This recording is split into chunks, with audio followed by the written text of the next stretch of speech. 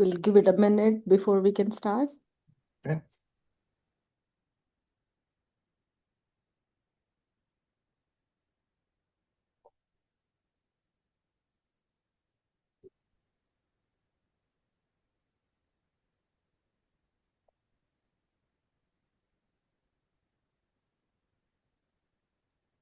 Okay, it's 2:01 here in Eastern Time. Welcome everyone to NC 1023 seminar series. Today is a special and the last day of our seminar series. In this seminar series, we are last seminar. We are collaborating with Phi Tau Sigma, and Matthew Moore is representing Phi Tau Sigma, and we have an invited speaker, Dr. Brandon Niemira. I wanted to thank you all for joining this seminar series throughout the year. And don't forget, we have a networking sessions today, so please stay behind. And I think from here, I'm going to give it to Matthew. Matthew, please go ahead and introduce our speaker. Thank you. Awesome. So I'd like to first thank Deepti and the NC 1023 multi-state hatch.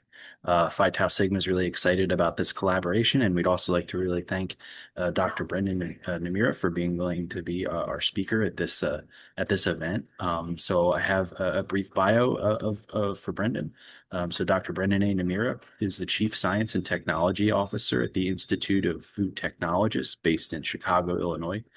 He graduated with a undergraduate degree from the University of Chicago and a PhD from Michigan State University, and holds certifications in government affairs from American University and Georgetown University. As Chief Science and Technology Officer, Dr. Niemira provides strategic direction and vision for all of IFT's scientific and technical initiatives, including journals, science policy, and advocacy. Dr. Niemira is recognized as a leading subject matter expert in cold plasma irradiation and other non-thermal processing technologies, as we'll hear about today. He's the co-editor and author of a very well-regarded reference text, holds 2 patents, and has published over 200 peer-reviewed research articles, books, as well as critical reviews in food microbiology and food safety. Dr. Niemira is a Fellow of IFT and has served on IFT's board of directors, as well as being the recipient of the 2016 Department of Defense Award for Excellence and the 2020 Federal Laboratory Consortium Technology Transfer Innovation Award. And so we'll get to hear about some of Dr. Niemira's really awesome work related to control of food pathogens, and I'll hand it over to Dr. Niemira. Thank you again for being willing to talk for us. Well, thank you very much, Matthew, for that introduction, and thank you to you and to Deepti and Phi Tau Sigma, for inviting me to talk to you today about cold plasma. As was introduced, I am, the Chief Science and Technology Officer for the Institute of Food Technologists. I'll go ahead and start the screen sharing so I get the bigger picture. So prior to my joining IFT, I worked for the U.S. Department of Agriculture for a number of years. I was a research microbiologist and science administrator. So for 26 years, I did a lot of work on all kinds of non-thermal processing technologies, cold plasma and irradiation, but I also did work at high pressure on monochromatic light, high intensity light, ultrasound, biological controls, active packaging, and a few other technologies as well. So most of what I'm going to be presenting today is some of the research that we did on cold plasma at the USDA. I started working on that quite a while ago, actually. Probably it was about 2003 when I started to work on this. And I see that Dr. Mukund Karwe is on the call. And so you might remember back in the early days of cold plasma, the biggest question you got when working on cold plasma is, what is cold plasma and why should we care about it? So hopefully by the end of this talk, you'll have a better understanding of cold plasma, how it could be used, and why you should care about it. But first, I want to tell you a little bit about IFT. Those of you who are not familiar with IFT, we are a nonprofit organization that brings scientists and technologists together to share information, to solve problems, and pursue opportunities. The mission of IFT is to connect the global food system communities, right, to promote food science so that we can make the world a better place for food and its application. Ideally, what we want to see a world where science and innovation are connected and where they're used to promote good things and where they are accepted as a meaningful underpinning for providing good quality food for everyone. So to see science accepted and respected as the underpinning for effective regulations and so on. You know, you see the core values that are listed here. Those of you who are members of IFT have had a chance to experience firsthand what it's like to be a member of IFT. I've been a member of IFT for more than 20 years. Now I'm really pleased to have the opportunity to work as a member of IFT staff to bring people together and to connect them for this. So let's talk about cold plasma and plasma, right? So, you know, it's funny to me. I've been working on this so long and telling people about this so often that I sometimes don't really remember that this is not very familiar to everybody. So I just gave a talk on this a little while ago, and afterwards somebody connected to me and said, "Wow, this cold plasma stuff is really great. I've never heard of it." Well, okay, this tells me that I need to maybe sometimes come back and hit the beginning. So what is a plasma? And a plasma is the fourth state of matter. And when you say things like that, the scientists and the engineers in the room might know what you mean, but the other folks may not know exactly what you mean by the fourth state of matter. So there are three states of matter that we're all very familiar with: solids, liquids, and gases. And their relationship between those states of matter depends on how much energy they have. So if you're at a low energy state, all the atoms and molecules are very closely knit together, and they're not moving around very much. If you start to add energy to that solid, then they start to move around. And now you've got free moving atoms and molecules, and you've got a liquid. If you keep adding energy to that liquid, now the individual atoms and molecules can break off and fly free, and you've got a gas. Well, if you keep adding energy to that gas, then the actual structure of those atoms and molecules can crack apart. You get free floating electrons, in singlets, ions, and so on, and now you've got a plasma, right? Plasmas can be very hot, as you know, in candle flames or welding torches or the sun. Or they can be extremely cold, like the sort of free-floating atoms and molecules or ions and electrons in deep space. What we're talking about when we say cold plasma as a non-thermal processing technology for food is that it's operating somewhere around room temperature, and that its modes of action for inactivation of foodborne pathogens are not related to heat. Okay, so that's what it means by non-thermal. Okay, it doesn't, when you say cold, it doesn't necessarily require refrigeration or that it's operating in a cold or a frozen state. It means it's cool or cold compared to other forms of plasma that are a lot hotter. This is a rapidly developing technology for food processing. I mean, with Dr. Salvi there, on your faculty, and you obviously have some deep expertise, already close to hand to understand this and how it can be applied. A lot of technologies for cold plasma in food are adaptations of existing applications for non-food applications in the materials processing industry or in reification applications, or in plastics processing or liquids or fabric treatments. This can be applied to lots of different sorts of commodities. And there are a lot of different research groups around the country and around the world working to apply cold plasma as a non-thermal process to improve the safety, wholesomeness, and nutritional content for lots of different sorts of foods.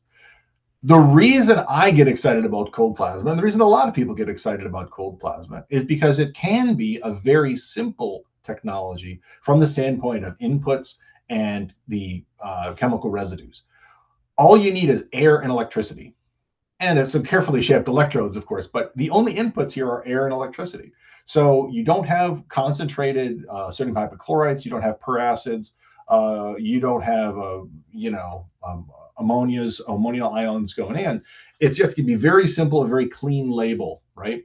So if you take the air and you apply electricity of the right voltage and the right configurations, you generate this plasma, which can be very, very effective at killing different kinds of microorganisms. It can be air, which is what we use mostly in food, and I'll get into why that is in just a minute, or it can be a defined gas. It can be helium, argon, neon, some other kind of mixture of helium plus oxygen or so on. And there are other applications that use those other gas mixtures: medical applications, dental applications, surgical applications, materials processing applications can use an argon-based or a helium-based or a neon-based plasma mixture. For food, it's mostly air, and you'll see the different ionization potentials in just a minute. Another thing that you can do is you can add water. So you got air, water, and electricity. Real simple list. mixed together in the right way, applied at the right voltage, and you get really, really reactive species that are really effective at eliminating organisms that you don't want to be on food. So after you create the plasma and then you use it to treat the food, what is left? Typically, nothing. You apply energy to break apart the air molecules, create the plasma, and then they react back together. You get what's called a self-quenching plasma. So you have very, very little in the way of chemical residues. There's no chlorine ions to be associated with this. You're not going to generate chloramines or anything along those lines. Plasma resolves to some ultraviolet light. You can create some ozone. Those are some of the longest lived products, peroxides as well. But once those react, there's no chemical residue. So there's nothing to wash off. So it can be a very clean, straightforward, clean label process, which is why it's attracting so much attention from a technology development standpoint. So you make cold plasma by taking a gas and applying electricity to it. The kind of gas that you use really, really matters. Different kinds of gases have different ionization potentials. So they take more electricity or less electricity to ionize, that is to say, to break apart. Something else that really influences how much electricity you need is the pressure of the vessel that you're using. What's the gas pressure of that, between the electrodes, the shape of the electrodes, and how close they are together. So on this chart, you see there's a metric at the bottom called PD. That's pressure distance. So if you take a gas and you lower the pressure, the ionization potential gets easier. It takes less electricity to tear those molecules apart. Similarly, if you bring the electrodes closer together, it takes less electricity to tear those molecules apart. On this chart, you can see the difference between helium, neon, and argon, which take relatively less electricity to tear apart. Remember, the scale on the voltage scale is logarithmic, so this is, rises pretty quickly. Hydrogen gas, it takes somewhat more electricity or voltage to ionize, and air is right up near the top. And if you look over on the left, you can see that they don't even bother to extend that curve for nitrogen because the triple bond of nitrogen is very difficult to break. So that takes a lot of electricity, a real high voltage to break apart. The red line indicates what you're looking at 1 atmospheric pressure. So why is that important? When we work in food, we are working in an environment typically of 1 atmosphere. If you want to create higher pressures, as with, say, high pressure processing, you need a pressure vessel. That makes the process more challenging. It makes it more expensive. The profit margins on food are pretty thin. And so anytime you say, well, we have to go to higher pressures or we have to do batch processing, then that compromises the ability to roll this out at scale. The cost of doing, the cost of the gas or something, if you're doing medical applications like using plasma to kill fungi on somebody's cornea or to do a root canal, the marginal cost there, you can afford to charge a lot more for that kind of thing than if you're trying to treat 10,000 apples rolling down a processing line. So that's why we typically work with air, and we work with it at 1 atmosphere of pressure. So on the screen, you see this is an example of a cold plasma emitter. This is one that we used back at the USDA for quite some time. What you've got here is a carefully shaped system where you've got 2 electrodes that are carefully positioned really close to each other, and you've got a gas jet that's coming up from underneath. It's called a gliding arc emitter because you get a tiny spark at the middle, and then that glides up the 2 sides of the electrodes, right? If you don't spread that plasma out, then you've got a spark at the center, and it's a tight, hot, dense plasma. What you have to do is spread that out, and as it expands, it becomes a loose, cool, diffuse plasma that still has all the free electrons and elemental oxygen singlets that will do all the damage to the organisms you're trying to kill. There are different kinds of modes of action when you're generating plasma, and it depends on how you make the plasma, the type of electrodes that you're using, the voltages of electricity that you're applying, how you're delivering the plasma to the product that you're trying to treat. But most of these, as you see here, where you could have dielectric barrier discharge, where you got a charge that operates between these 2 plates, and they're separated by something which ordinarily does not conduct electricity: glass, Teflon, polypropylene, and so on. But like we say, we like to say in the plasma field, anything will conduct electricity if you turn the voltage up high enough. What happens is when you establish that voltage, it generates the electric field between it that is smooth enough, and high enough voltage with enough electrical potential to tear apart the air. And then you get a plasma between these two electrodes, between the electrodes and the dielectric barrier that you've placed between them. Typically, dielectric barrier discharges create a fairly small space, very dense plasma, but there's not a lot of space. The more you move the space apart, now you've got enough space to put food in there to treat it, but you need higher voltage because remember, you're moving the electrodes apart. So some of the modes of action, such as UV radiation or the thermal radiation or pulsing light and magnetic fields, are not going to be as important once those electrodes get a little bit farther apart. There are systems, as I showed earlier, where you can generate the plasma and then blow it toward your target, right, with a plasma jet or with the gliding arc system. And then another type of plasma that I'll be talking about later is one where you don't apply the plasma directly to the food, but instead you apply it to water, and you capture those reactive species and apply it later. There are pluses and minuses, advantages and disadvantages to each of these kinds of plasma. And as I go through the process or the presentation, and I show you these different things, you'll see that some of them can be very effective, operating very quickly, but they might be too aggressive. Others take longer to work, but they might be more gentle, and they might be more suited for different kinds of produce and killing different kinds of pathogens. The concerns and the limitations that you have when you're working on food have to guide the technology development as you're working on cold plasma or really any other kind of antimicrobial process, and thermal or non-thermal. There are environmental concerns that you have to operate into. There are engineering concerns and limitations about how the process works and how the machinery is built and how well it holds up over long-term operation. But there are regulatory concerns also, as well as economic concerns. You could generate a process that is really great at killing E. coli, but if it costs too much and it is impractical to use on the commodities that you're trying to use it on, then you haven't really achieved very much. I mean, you might get, there's some good science to be done there, but from the standpoint of applying this and going out and eliminating the kinds of things that are making people sick and improving the world of food and having improved public health outcomes, then your impact is going to be kind of limited. So it's useful to keep in mind the sorts of things that will, the use conditions or use cases in food and food processing if you're going to develop a food processing technology, right? So for instance, you can't boil lettuce. If you boil the lettuce or you burn it up or you fry it, yeah, you've killed the E. coli, but now you've ruined the lettuce and you can't sell it. So you have to be mindful of things like keeping an intact cold chain on your commodities.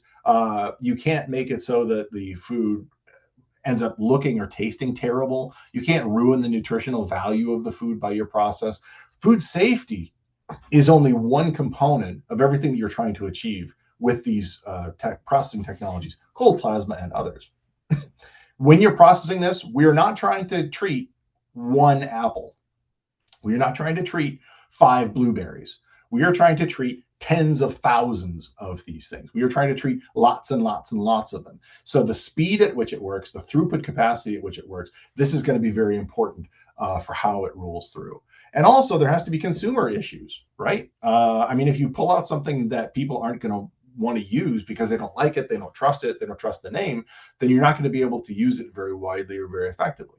We learned that lesson in the world of food irradiation. Great technology. Boy, it's a super effective technology for eliminating foodborne pathogens, but people don't like the words food irradiation, and therefore the implementation of that tends to be kind of limited. So how consumers perceive your technology is going to be something that you have to consider as you're rolling this out and say, well, when can I use this? How can I use this? And how can I improve public health outcomes by having the technology? So when you're applying plasma, the way you generate the plasma really matters. What you're applying the plasma to really matters, and how you apply that plasma really matters. So kind of reading from left to right across the screen, on the left we see this was a photo from a study where we were applying plasma to blueberries that were inoculated with a norovirus surrogate. And I'll show some data from all of this in a little bit.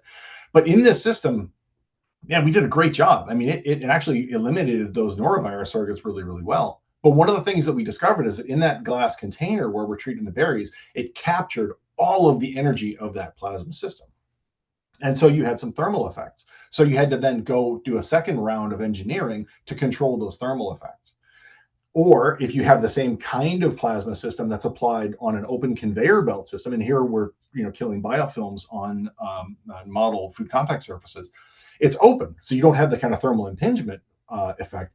But what can happen is when the jet is going down, you get Bernoulli mixing, where it sucks in air from the outside and it mixes the unreacted air with the plasma, and it changes the concentration of the reactive species in your plasma. And that can change how effective it is at killing the bugs you're trying to kill. So that's one of the consequences of having this different, kind of configuration, closed versus open. In the middle, you're seeing the same kind of plasma system applied to a cantaloupe or applied to an egg.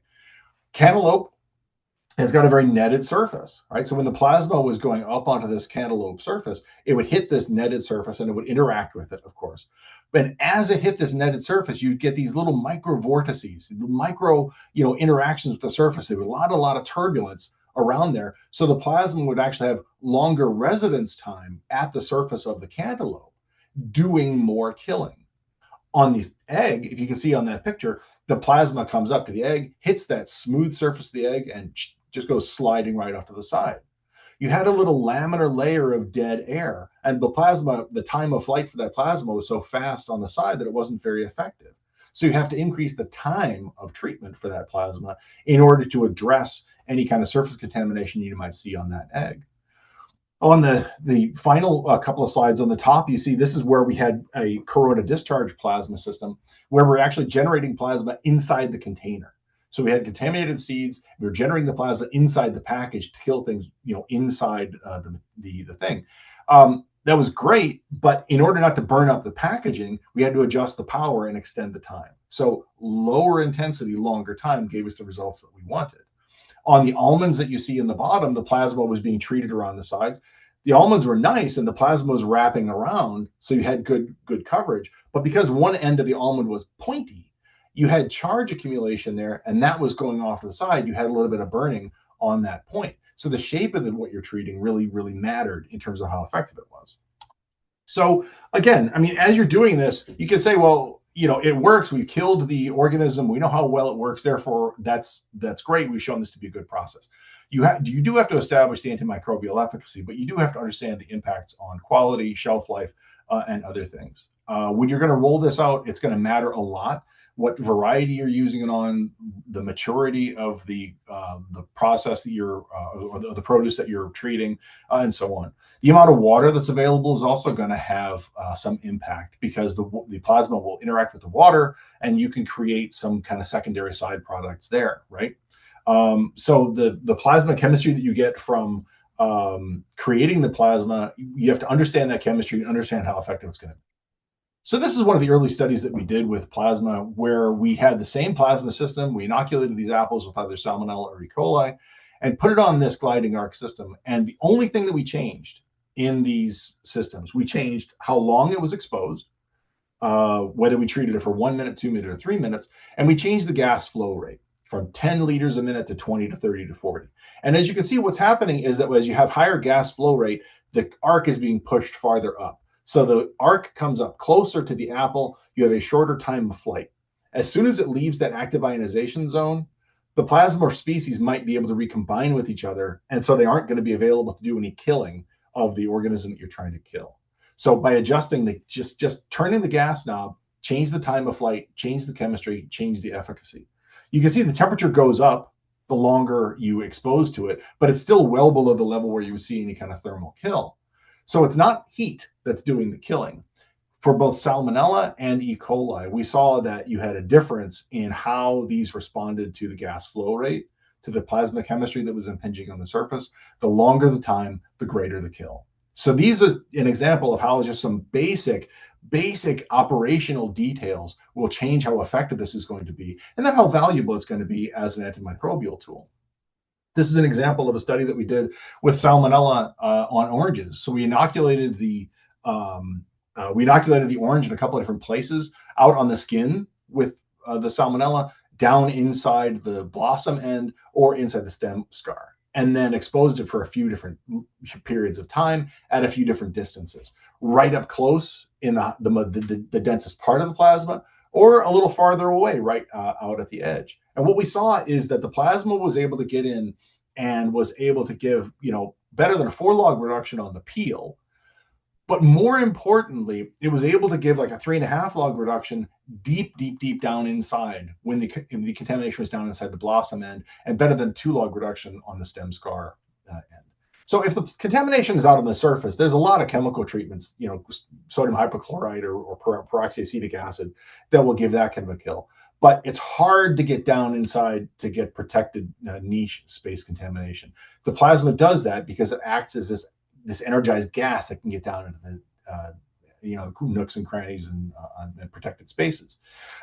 If you move the orange farther away, then the efficacy goes down a little bit, but you get more flexibility in how you're treating it. So there's trade-offs in terms of how you apply the plasma to get at some of these very difficult to kill, hard to approach contamination events. This is an example of treatment of Cryptosporidium parvum on cilantro. Now, Cryptosporidium is a real pain in the neck. There is really no good effective treatment for it. The only way to deal with Cryptosporidium is to throw the product away, go back to the supplier, and try to get them to give you some that doesn't have it. So exclusion and preliminary sanitation is really the only way to deal with identified Cryptosporidium contamination. So what we did was to inoculate this with oocysts, and then we exposed it to plasma for various periods of time. You see 30, 90, or 180 seconds. And even the shortest treatment time, the 30-second treatment, gave almost a log of treatment, which is really great for Cryptosporidium because these oocysts are pretty tough. And if you go for the longer period of time, you get, about a 2 log reduction. So this is really, really good results. The only challenge was that because the gas flow rate was set at the standard way, and the plasma was introducing a little bit of heat onto the leaves, you start to see a little bit of drying and a little bit of browning. So there's a trade-off between how effective it is and what it's going to do to the sensory quality of the food. And so this is one thing that's currently being developed as another kind of treatment to do. Here we have a treatment where we applied the plasma to different to almonds, changing the gas concentration or the gas type, whether air or nitrogen. In this case, we give very, very short treatments, just a 20-second treatment. The thinking being that if these are going down an assembly line or a packing line, how much time do you have to treat it? And the answer is not much. So how much kill can you get from a very short treatment?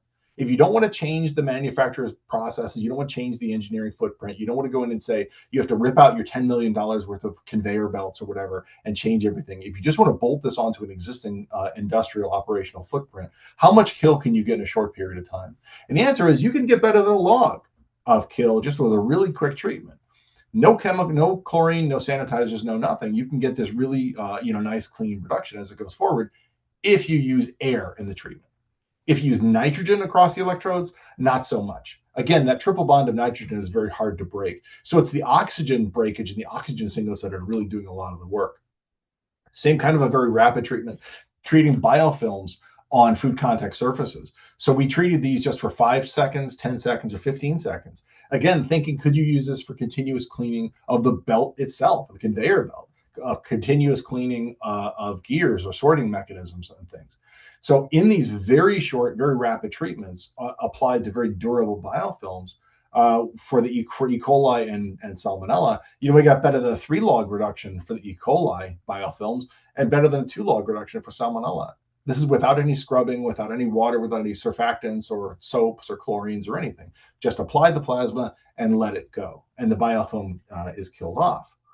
What is happening in part of this, so we did this study, that was with the plasma jet system. We also did some mechanistic studies with a corona discharge system on the Salmonella. And what we found is that the plasma actually is breaking apart the extrapolymer, the exopolysaccharides and the polymeric material that's holding the biofilm together. So you're breaking those cells apart and allowing them to be opened up and exposed to the antimicrobial oxygen singlets and free electrons in the plasma.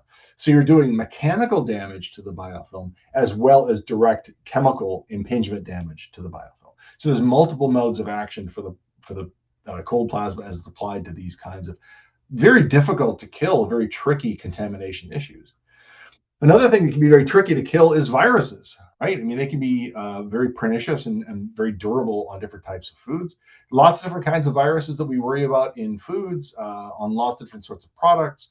And there's different types of plasma that have been shown to be very effective. And I'll go through and I'll talk about some of these things, not just from a food safety standpoint, but from veterinary and phytopathology viruses that we can learn from to apply for controlling things like norovirus or hepatitis A, which are foodborne contaminants. So again, this is that study that I referred to earlier, where we were applying plasma to norovirus surrogates. So we inoculated the blueberries with different kinds of norovirus surrogates, murine norovirus or Tulane virus, and then we treated it with plasma. And we looked at a whole bunch of things, compression firmness and total anthocyanate content and so on. But I'll just focus on how well it killed the virus. And the answer is it killed it pretty well. What we found is that just with the longer you treated it, the more virus you got rid of. What we also found is that they got too hot. And on each of these charts, you see that the first black line that's going up is the temperature. And right away, the temperature went up way too high, and the berries started to suffer some damage. But more importantly, it went above the level where the viruses would have died from heat anyway. So we had to ask, is this a thermal process? Are we just heating up the berries? Is that where they're dying? We introduced some air impingement stuff and some other engineering controls to keep the temperature down below the level where the heat would do any killing, and the viruses still died. So now we know this is not a thermal process. It's not just the heat that's doing the killing. It's the active chemical species in cold plasma that are breaking the virus coats, capsule coat, and that it's the reactive species in the plasma plume that are doing all of this antiviral and antimicrobial work. So this is a really a good shot in the arm because it helps you to lean into this and develop this further for other applications. So this is an example where we took lettuce and we put it inside a clamshell pack. So the clamshell pack, you go to the store and you buy a lettuce, it's inside the plastic container. So starting with that kind of commercial plastic container, we inoculated some lettuce and put it in different levels. Put 1 layer of leaves, 2 layers of leaves, 3, 5, and 7 layers of leaves. And then we put it inside our cold plasma, the corona discharge machine. And you see the schematic diagram there where we had the leaves all piled up. We treated it for a period of time, and then we carefully went in and pulled out the leaves. The question we were trying to answer here is, well, we know we're generating plasma inside the package, but is it just up at the top? I mean, is it just the head space that's getting treated, or is this going to be treated throughout the entire thing? And that's what we wanted to look at. And so we saw, as we were applying this, that if you just left the package alone and didn't move it at all, then if you look at the 7-layer configuration with shaking or no shaking, the top, the middle, and the center, the stuff at the top was getting treated a little bit more than the stuff at the bottom. So we thought about that, and I said, well, in a conveyor belt, in a manufacturing facility, are things just sitting there? And the answer is no, they're not. They're bouncing along the conveyor belt. So we decided to bounce this a little bit. And what happened was it became completely uniform. Just a little bit of movement of these lettuce leaves was enough to redistribute the plasma throughout the entire container. And you had uniformity of treatment of the plasma throughout inside this package treatment. So this allows you to think about possibilities of applying plasma to product after it's already been handled, after it's in the package. So this is a post-packaging process where it's not going to get contaminated by anybody's hands or water or anything. You could treat it as it goes onto the truck. Then you could treat it again when it comes off the truck. Then you can treat it again at point of sale or point of service. So you have multiple opportunities to treat this, all the while maintaining packaging integrity. So it's prevented and saved from outside contamination. Right. So there's different kinds of ways to apply this. And that's part of what this study was looking at. So what is the uniformity of treatment of inside package plasma treatments?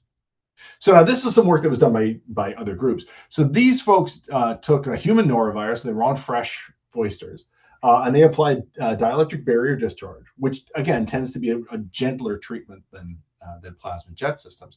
And they applied this for various periods of time to see how much kill they got. And they got some reduction, and they got a measure of reduction. So they went in and they used propydium monazite dye to look at the DNA fragments and see how much kill did we get. And what they found was that the dye itself was an enhancement. That dye interacted with the dielectric barrier to really, really enhance the kill that they got of these human norovirus on fresh oysters. And so you see the difference in kill. The blue lines going forward is just the plasma, and then is just the plasma, so there's no propidium monoazide. But then the pink line is when you add the dye, and the kill goes way up. This is an example of combining plasma with another process that enhances its kill level. I'll return to this later because there's a couple of forms of research that really dive into this to try to get the two of them to work better, far better than they would by themselves. Here's an example of using an atmospheric pressure plasma jet, again, to kill norovirus, this time on salmon. Looking at the treatment times, if you're just using air, the longer you treat it, the more it dies. And it's very, very effective. With oxygen, the more you treat it, the more it dies. It's really, really great. If you use nitrogen, not so much, right? This again is reinforcing that idea that the kind of gas that you use has a really serious impact on how effective the plasma is going to be. Oxygen and oxygen singlets, and oxygen radical species that arise in the cold plasma ionization process really do most of the heavy lifting when it comes to inactivating viruses, bacteria, parasites, and fungal spores on the material that you're treating. So here's an example. Again, well, this is just in air where they used, yet another kind of plasma system. So instead of generating the plasma over here and applying it to what they wanted to kill, they generated the plasma and then pushed the air through that granular bead, through that dielectric barrier reactor as a way to clean the air. And what they found was that, as the air went through, it killed that MS2 bacteriophage virus. Right, so this is a model system, for viral inactivation studies. As the virus is floating in the air, as it goes through this plasma reactor, it is torn apart, and the air gets cleaner as it pipes through. So another example using the same kind of MS2 phage virus, you had the virus is in the air. It goes through. If it goes through that reactor, it's killed. You get a 1.3 log reduction just almost instantly with a sub-second exposure. If the virus is in water and you have to apply the plasma to the water, it takes longer.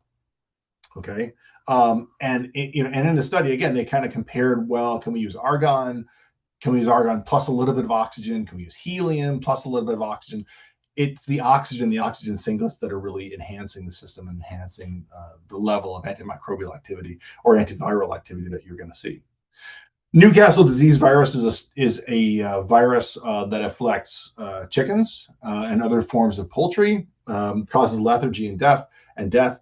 These folks took plasma, a plasma system, and you see the little diagram there where they took the plasma and they shot it into water to capture those reactive species, and then they used that to treat the Newcastle viral particles. And they said, well, what if we change the water? Instead of changing the gas, let's change the water. Maybe we'll add some salt to the water, or we will add. So I start with hydrogen peroxide. Maybe that'll make it a little bit more effective. And what they found is that each of these types of fluids that they were doing were very effective at getting rid of this Newcastle disease virus. Your oxygen reactivity potential goes up. Your conductivity goes up. The peroxide level you see in figure B, there's essentially no peroxide activity in plain water, but you treat it with plasma and you've got lots of peroxides that develop. Your pH goes down because what happens is the plasma grabs that H2O, breaks it apart into H and O, and now you've got naked protons right there, which is like the basis of acidity. So that you get a pH drop, so your pH goes down, your peroxide levels go up. Both of these can be antimicrobial all by themselves, and you can see that they are effective at inactivating some of the Newcastle disease. When you apply these, it really eliminates the Newcastle disease virus. And all of these treatments, when they put it into actual chick embryos that had this, you had complete protection. Ordinarily, you put it into these chick embryos to test the viral load and how damaging they're going to be. The chick embryos would suffer and die. If you treat it with the plasma, they all survived. So this is very, very complete protection. Each of these three types of plasma that they used were effective at creating an improved or a safe and supply system for these chicks. Okay, so it's a really effective system to inactivate this very pernicious form of virus. Here's an example of treatment against influenza A, where again, you're combining plasma with something else. So there's a tiny little plasma spark inside this little cowl, and there's a jet that is blowing hydrogen peroxide up through that plasma. So you're getting this activated peroxide spray, right? Well, when you apply this to masks that have been inoculated with the influenza A virus, then it eliminates the influenza A. So this was done during a time when there was mask shortages, and there was a lot of discussion about, well, how can we, maybe reuse masks if they have potential for viral contamination. These scientists said, well, yeah, if you use this combination plasma and peroxide, then you can eliminate the viruses that are on this system. For the purposes of us in the food world, this is a study that was done using the same kind of system to take the plasma and treat it on or apply it to several different kinds of commodities, eliminating salmonella. So you see apples, lettuce, cantaloupes, tomatoes. In these studies, if you just turn on the plasma and you have that little plasma spark going, it doesn't do a lot, right? I mean, it doesn't do a heck of a lot, even at the longer treatment times, because the plasma spark is down pretty small, okay? The peroxide by itself is effective. We know the peroxide is effective. But if you combine the two of those, you get really, really serious inactivation. I mean, on the Gala apple, the plasma by itself is doing a little bit less than a log. The peroxide is doing a little bit less than 2 logs. You put them together, you get more than a 5 log reduction of salmonella on the fresh produce. Same deal for the romaine, right? On the upper leaf, the midrib, it's more additive than synergistic, but you see these kind of synergistic interactions on the cantaloupes and on the tomatoes. Whereas the peroxide is flowing through that plasma plume, it is activated. You get free electrons floating in, these active ions that make it much more effective as an antimicrobial. Here's another example of combining plasma with a sanitizer. So this is a study where apples were inoculated with Listeria monocytogenes and then treated with niacin. And if you treat it with niacin at the concentrations they used in this study, if you leave it on for 60 minutes, you get a 3.5 log reduction of the Listeria, which is pretty good. 3.5 logs, that's a great, that's a good reduction. But if you take that Listeria inoculated apple and you give it a quick treatment with plasma and then put the niacin onto it, you get the same 3.5 logs, but now instead of taking 60 minutes, you get that in only 3 minutes. So you're getting a sublethal injury of the organisms on the apple surface that makes them more sensitive. The plasma makes them more sensitive to subsequent treatment with other processes. So you get this combination effect that the two of them working together are better than either one working alone. And in this study, they saw the same kind of reduction for total aerobic plate count, as well as reductions of yeasts and molds. Here's an example of combining cold plasma with organic acids. And you see on the chart, you see, total aerobics, this is the concentration. Cold plasma by itself is, sort of about as effective as the organic acid. They both get, say, 1 log, 2 log, depending on how long you leave it on there. Combine the two of them and they get really, really effective really, really quickly. This is true for total aerobics as well as for yeasts and molds. And it doesn't matter which way you inoculate this, whether it's by immersion, by submersion or inoculation. The combination of plasma with the organic acid is very effective. So for the last part of the talk, I want to talk about plasma activated water. So all of these that I have been talking about is to take plasma and you apply the plasma to the food, or you take the air and you pipe it through the plasma. So it's plasma operating sort of by itself. There were some of the studies with the plasma activated water. Just to expand on that, plasma activated water is an exciting area of technology development right now. There are lots of ways to capture plasma in water, or lots of ways to pipe water through the plasma field to get activated water.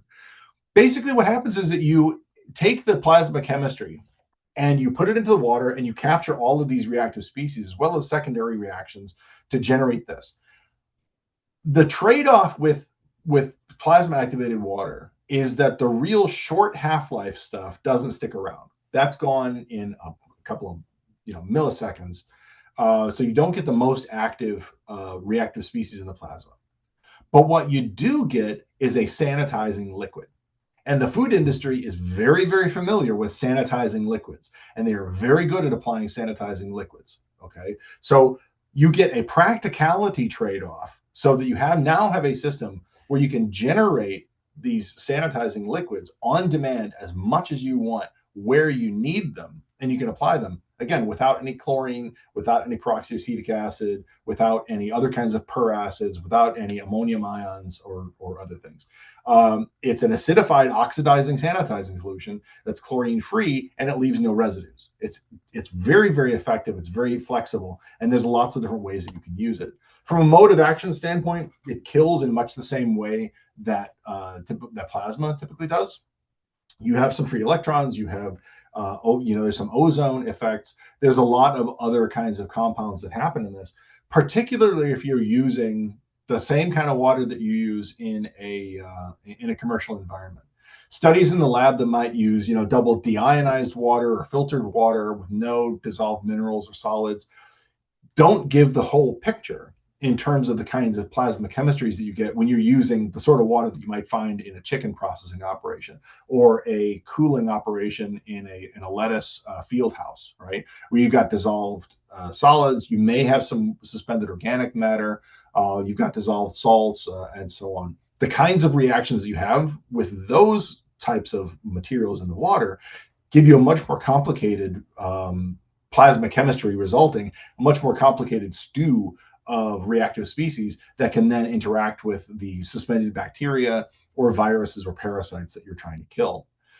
Just a real quick image of the different types of technologies that are used to generate plasma. These can be driven, by high voltage electricity, as I've been talking about, but they could also be driven by ultrasound. They can be created by pumped microwaves. They can be driven by lasers. They can be driven by other sorts of things. Because you're generating the water here before you use it, actually gives you more flexibility in the kinds of technologies that you can use to ionize the air and ionize water droplets and so on that get mixed into the plasma. So the machinery over here can be, really interesting and really complex, because what you're ultimately applying to the apples or the strawberries or the cilantro is the plasma activated water. Okay. So what does this do and how well does it work? Well, when you use plasma to generate, some of these things, what you see, this is a demonstration of nitrate and nitrite that's generated when you're creating plasma activated water. And basically, the more you generate, the longer the time you apply the plasma to it, the more of these you're going to get. I should say that if you're just using argon, you're not going to get a lot of nitrate or nitrite because there's no nitrogen to work with. So it's nice to see this study and say, yeah, we kind of verified that. When you're using air, you get a little bit less. If you're using pure nitrogen, then you get a different amount. Okay, so the gas mixture that you're using can change the resulting chemistry, and you can tweak the gas mixture to get the chemistry that you want. But in this, in this study, this is a carryover from the previous slide. The longer you apply the plasma activated water to these organisms, the better they die. Okay, the more effective it's going to be. So this is for Listeria and E. coli. You see the micrographs where the cell walls are being disrupted and the cell contents are spilling out, and they're being really, really effective. The thing about plasma activated water is you can generate it and store it and then use it later. The longer you store it, the less reactive it's going to be. So unlike, say, a sodium hypochlorite or like a bleach solution or a quaternary ammonium solution, which kind of retain its efficacy, forever and ever. This is, again, it's kind of a self-quenching system. If you store it at cold temperatures, the reactivity sticks around longer. But as you can see on the chart here, your oxygen singlet concentration goes up right away as soon as you create it, and then it kind of declines in storage the longer you stick it around. Its efficacy for eliminating E. coli, freshly made stuff, is great. It's really, really effective. If you keep it around for a while, half an hour, the efficacy starts to drop off. You can keep that around longer if you keep it cold, or if you freeze it. Maybe there's some studies that show that you're kind of capturing those reactive species for a much longer period of time. But the intent here with plasma activated water is that it's going to be generated on demand and it's going to be used on the spot. And then when you turn the machine off, that's it. There's no residues. There's nothing else to store around. There's nothing else that you need to wash off.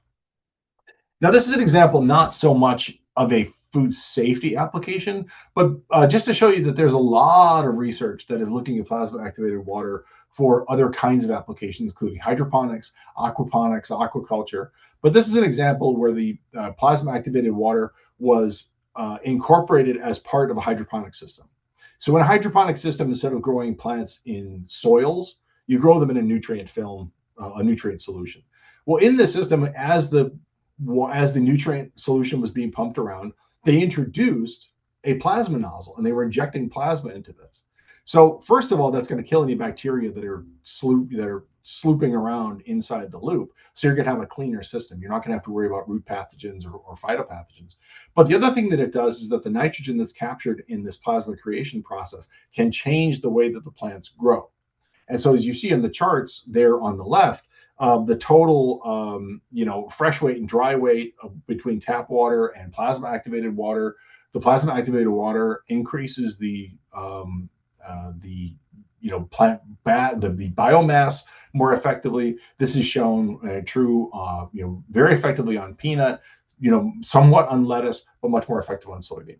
So the kind of plant that you're growing, the way that you're growing it, and how you're applying this plasma activated water will all influence how effective it is and what it's going to do to the plant and what kind of benefits you're going to see.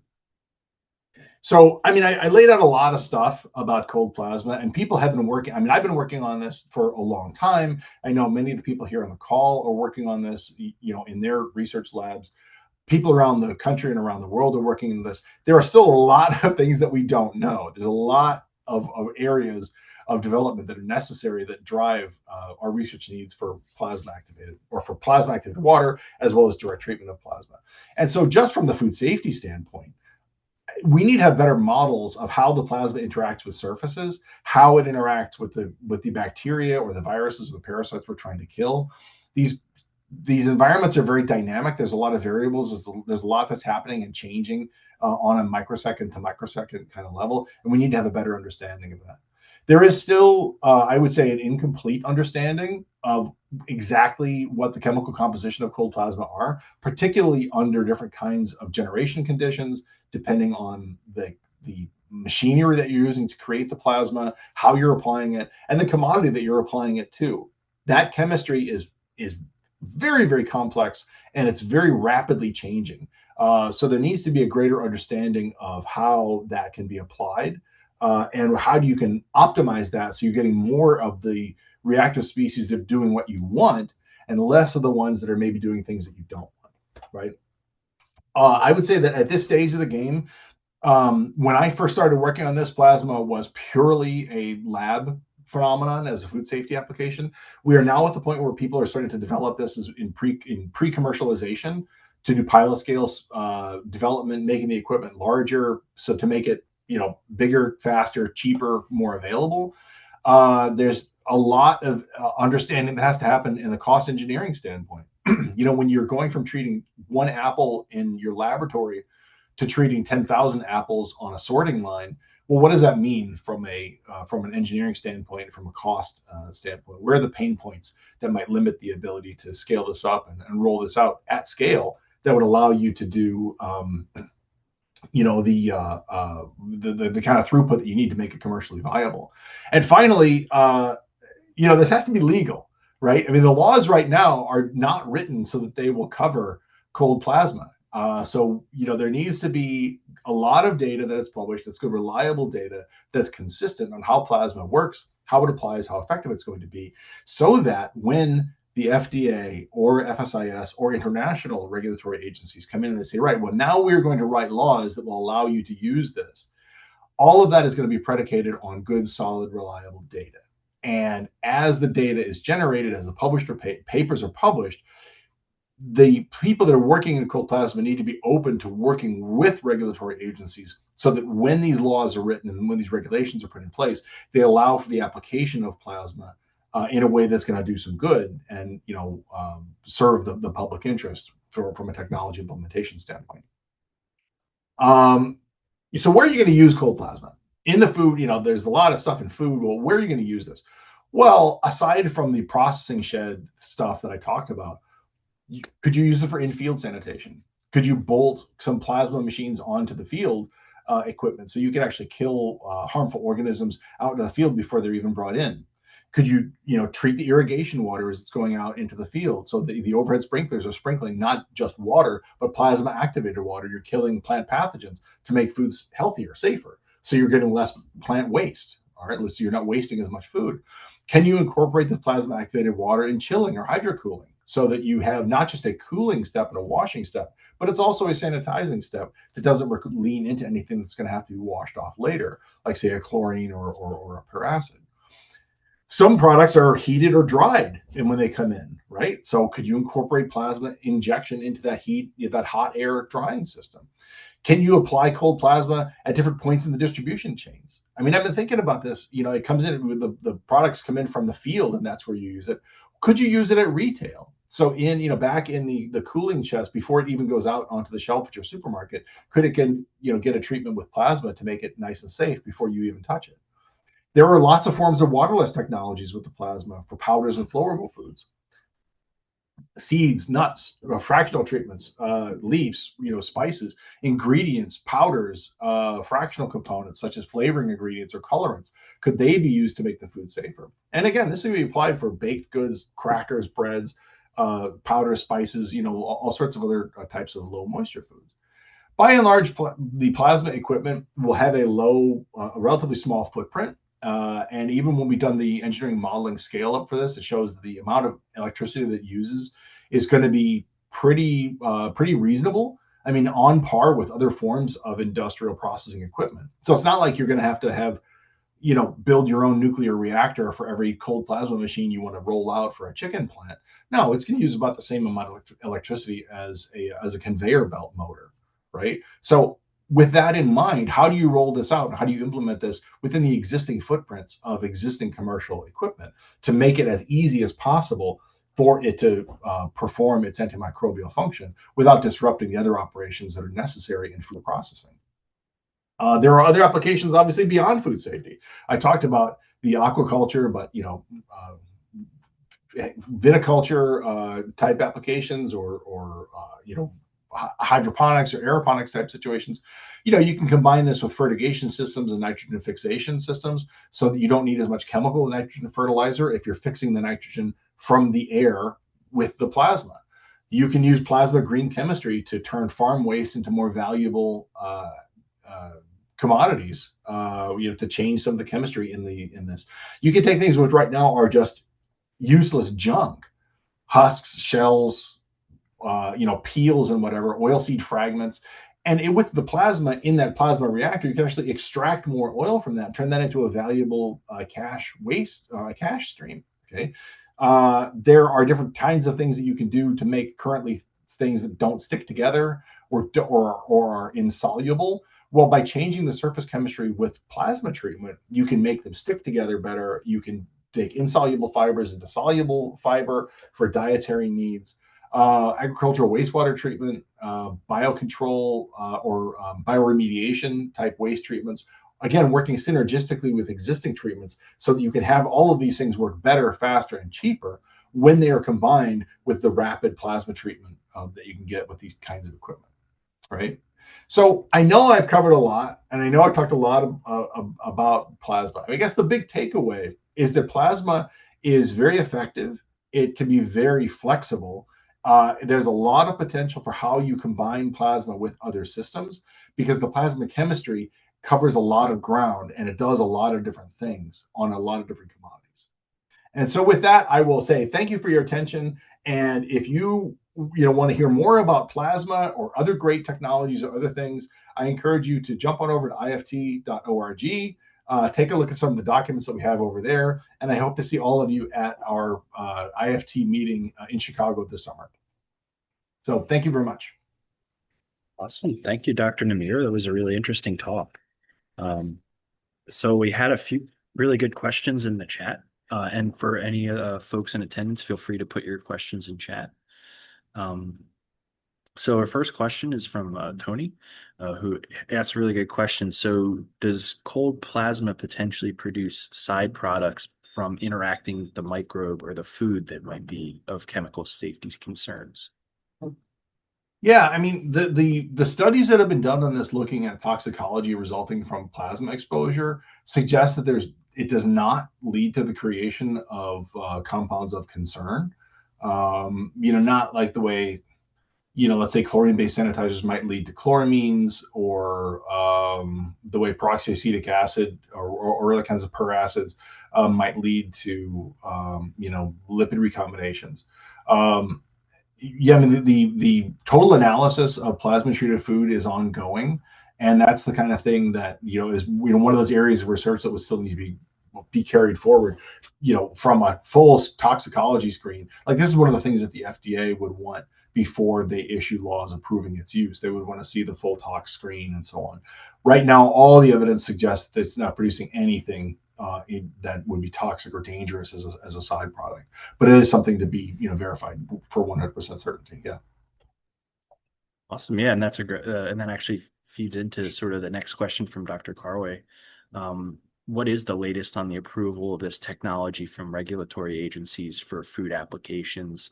And if not approved, are we getting closer? And what do you think is maybe the main challenge of it not being deployed as much in food production right now, like scale up, potential safety, that type of thing? Sure. So, as you might imagine, I try to keep my ear to the ground as very closely as possible to talk to, my friends over in the FDA and so on, to see, well, where are we on this? Has anybody filed a petition? To my knowledge, no one has yet filed a formal petition with the FDA asking to be allowed to use cold plasma as a food safety process. If they do, then the FDA will respond in a couple of different ways. I mean, the process of getting approval on this, the FDA will, and whether it's one, company that asks to allow this, or whether it's a consortium of companies, or whether it's a third-party non-government agency, organization or whatever. The FDA typically will respond with some questions, right? And they will typically say, well, look, before we approve this, you have to provide a lot of data showing that it actually does what you're claiming it does. Okay, you have to provide a lot of scientific evidence to show that it's going to do the stuff that you're saying that it's going to do. And then you have to show that it does it for a long time, like at scale.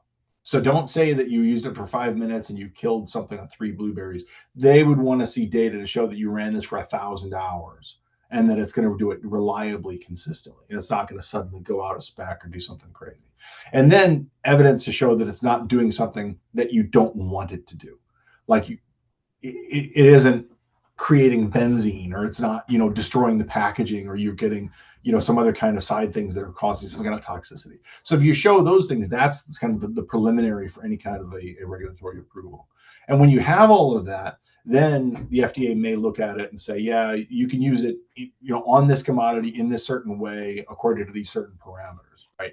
But to my knowledge, no one has yet made a formal request to the FDA for this, nor has the FDA made a formal response to it. So the other part of Mukun's question was, are we getting closer? Well, I can tell you that there are a lot of people working on it right now, a lot of people doing scale up, and a lot of people going through that pilot scale testing to do the cost engineering analysis to see, well, what is the, what are the cost pain points that might prevent you from scaling it up. The other parts of the question about scale up and operator safety would be an OSHA issue, and so OSHA might want to weigh in on this. I mean, I remember in one presentation somebody asked me, well, is cold plasma dangerous? And my answer was, well, yeah, it's dangerous. I mean, it's high voltage electricity. Like that, you stick your finger in there, that's going to really hurt. You can really hurt yourself. But on the other hand, a conveyor belt is dangerous. Knives in a lettuce chopping operation are dangerous. Overhead hooks in a chicken operation are dangerous. That's why they put warning labels on industrial equipment. This is an industrial piece of equipment, and it's going to require industrial equipment training and safety, which is why OSHA would have a role on that, right? So from a scale up standpoint, going from small lab scale to pilot scale to full production scale is a matter of finding how it works best, finding how it works most economically is to fit the business plan you're trying to implement, and then how do you roll that out in a way that will allow you to do what you want to do at a price that you can sell it. Awesome. Yeah, it'll be interesting sort of to see if because it looks really promising, especially like in terms of non-thermal, being able to integrate it like with the work you did on a safety belt. So it'll be really interesting to see what happens in the field, especially with scale up. We have another question from Marco. That's a really good question. I was kind of wondering it myself. Given the fact that you're producing all of these free radicals and things like that, what are there any effects on the oxidative stability of food matrices, in particular with proteins or lipids, that might affect the quality that would potentially be a concern? Yeah, I mean, one of the things about plasma, again, I talked a lot about how it's the oxygen that does the work, because you're taking O2 and you're breaking it up into oxygen singlets or oxygen ions or radicals. So this is a very, very oxidative process. And if you apply an oxidative process to something that's got a lot of free lipids, then you're going to get lipid oxidation. Okay, so if you apply this to let's say an almond, well, you're not going to see much in that kind of a way, right? Because even though almonds have a lot of oil, all that oil is inside the seed and it's not available as free lipids on the surface. If, on the other hand, you apply it to the cut surface, like say to sliced avocado, where those lipids are available, you will see browning and you will see rapid lipid oxidation. If you apply it to a chicken breast, or a skinless chicken breast, you're going to see where it contacts the meat itself, you're not going to see a lot of lipid oxidation. You might see some drying, and if you let it run too long, you might see some thermal damage, so you see protein coagulation, but you're not going to see lipid oxidation. On the other hand, if you apply it to a chicken breast that has skin on, then whatever lipids are on the surface of the skin you're going to see that lipid oxidation. And with when you get lipid oxidation, of course, you can get smells, you can get browning, you can get some other kind of sensory impacts. We did a study where we applied this to hot dogs, where we're trying to see, well, could you apply this as a treatment before it goes into package so you eliminate listeria from the hot dogs? And what we found was that as the hot dog was going into the plasma field, the little fat globules that were part of the hot dog interacted with the plasma field, and they first went from being sort of solid masses of solidified fat, they turned liquid very rapidly, and then they went off into the plasma plume and they reacted, right? So you had rapid lipid oxidation. I mean, I'm describing it here as rapid lipid oxidation. What it looked like was that the hot dog was on fire. I mean, it looked like this big explosion of fire as the little fat globules turned liquid and boom, popped off into the plasma plume. And I have to say that I was doing this in collaboration with a colleague of mine who worked on meat safety and listeria and things. And I was sitting here looking at this hot dog in the plasma plume, looking at the rapid lipid oxidation. I was kind of interpreting what I'm seeing in terms of the fat globules. And he looked at it, he saw his hot dog was exploding. It was on fire. And so he was, oh my God, well, no, it's okay. Plasma does that sort of thing sometimes. I guess the long and the short of it is to say that because it's an oxidative process, there are going to be some commodities where it's just not going to be very effective. And it might cause some of these unwanted sensory damage effects or sensory impact type things. Going back to the chicken breast, if you have salmonella on the chicken, let's say, it's pretty common type thing. If the salmonella is on the surface of the skin where you can get at it, the plasma might be effective at eliminating that. But if it's under the skin, between the skin and the breast, the plasma is not going to get through that skin. It's not going to kill it. If you have E. coli on the surface of, like, say, a steak or some cold cuts or something, the plasma might have access to it. But if the E. coli is mixed into a chub of ground beef, the plasma is not going to penetrate to get that E. coli interior contamination, right?